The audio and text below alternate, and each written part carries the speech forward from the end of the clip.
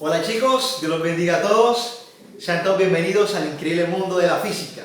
Así que los invito a recorrer esta gran aventura de descubrir las leyes que rigen el funcionamiento del universo.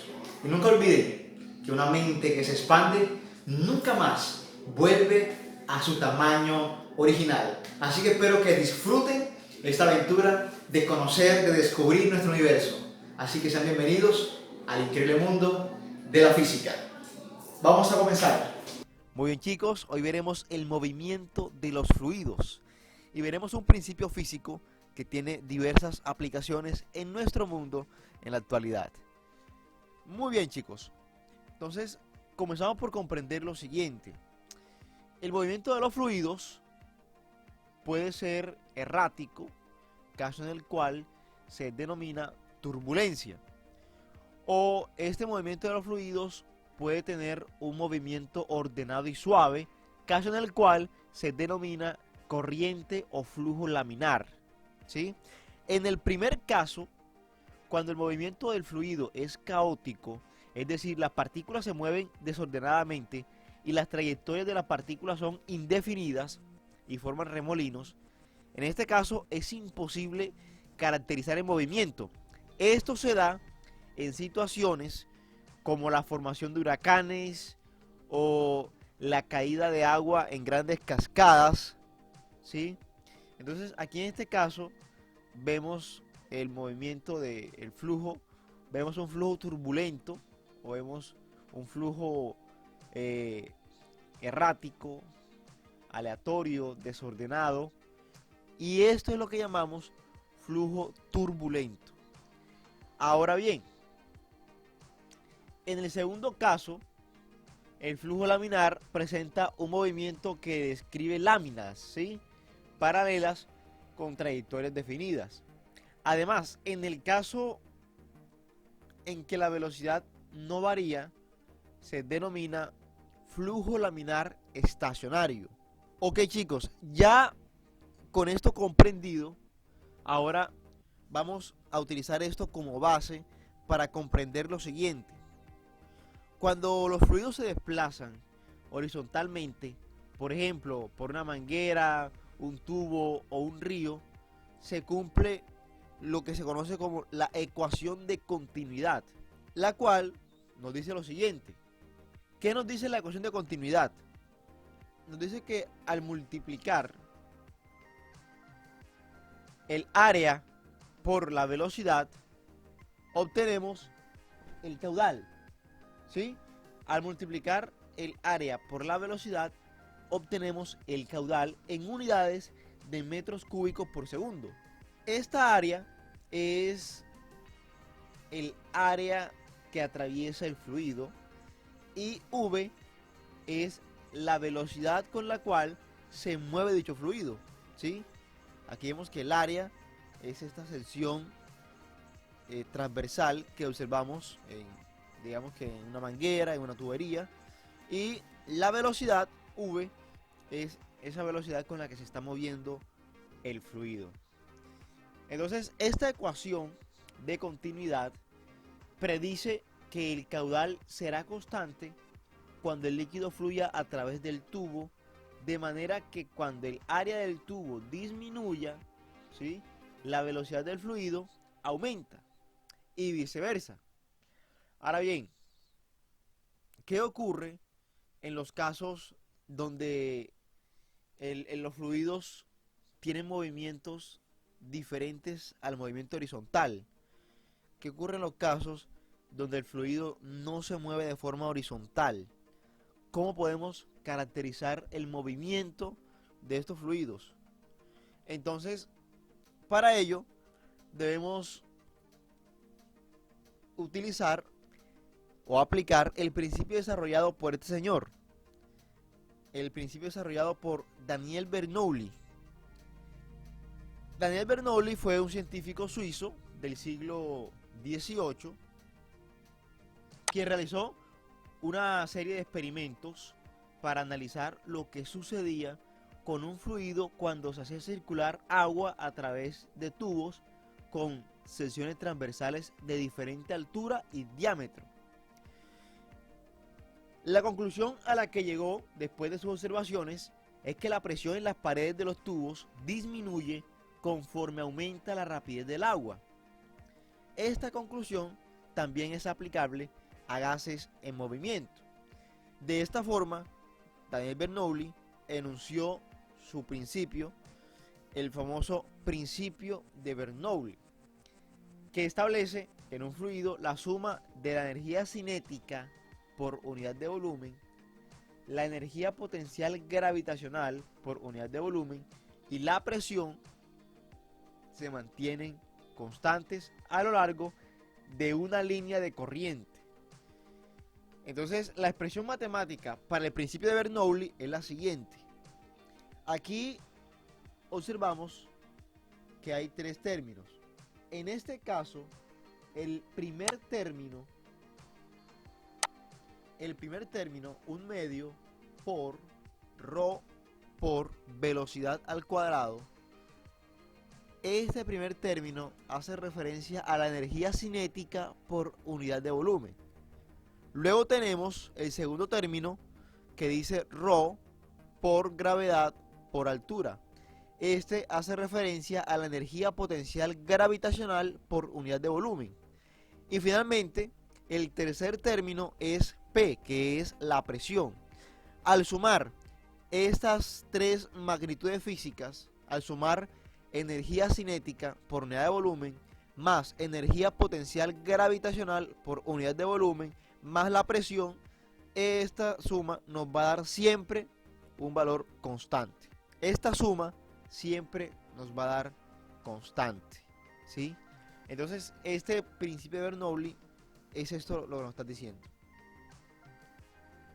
Bien, aquí en la ecuación, ρ hace referencia a la densidad y V hace referencia a la velocidad con la que se mueve el fluido. Por otro lado, G es la gravedad y H es la altura. Y obviamente P es la presión, ¿sí? Entonces, esta ecuación de Bernoulli lo que nos muestra o lo que nos indica, o sea, ¿qué nos quiere decir esta ecuación? ¿Qué significa esta ecuación? Bueno, a partir de la ecuación de Bernoulli se tiene que, si un fluido fluye siempre a la misma altura en los puntos en los cuales la velocidad es mayor, la presión es menor, ¿sí?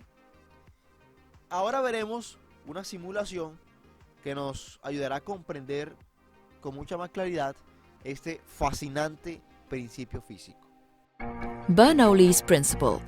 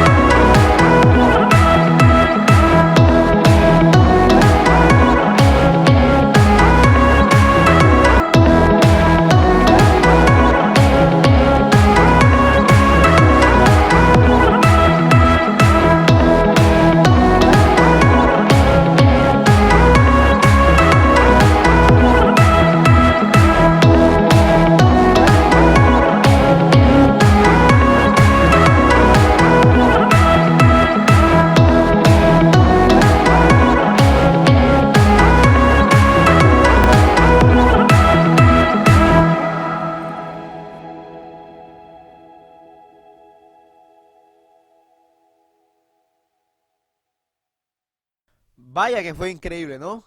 Increíble. Muy bien, chicos. Algo interesante de este principio es que esta ley transformó la vida de los habitantes de la Tierra en el siglo XX. Literalmente digo que transformó porque con base en este principio fue posible construir aviones que se sostuvieran en el aire, ¿sí? Y de esta forma vemos cómo la física ha contribuido al desarrollo, a la innovación, a la creación de toda la tecnología, de los medios de comunicación, de los medios de transporte que tenemos en la actualidad. Y fue gracias al esfuerzo de grandes hombres que utilizaron su mejor herramienta, que es su cerebro, para innovar, para pensar, crear y desarrollar. Aquí vemos cómo fue el principio, cómo fueron los orígenes en la creación de los aviones de hélice y aviones de turbina. Un par de hermanos se esforzaron por innovar y por ir más allá de lo que había en ese momento, utilizando obviamente los principios de la física.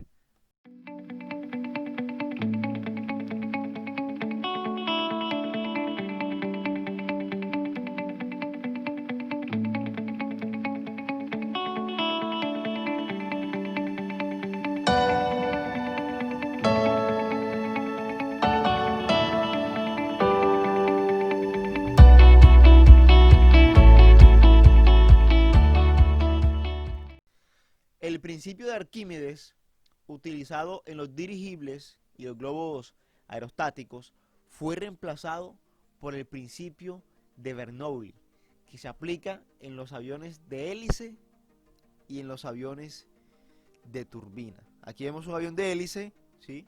Este avión de hélice fue resultado del principio de Bernoulli, de aplicar el principio de Bernoulli. Y de igual forma, aquí vemos un avión de turbina, el cual fue también una consecuencia del principio de Bernoulli.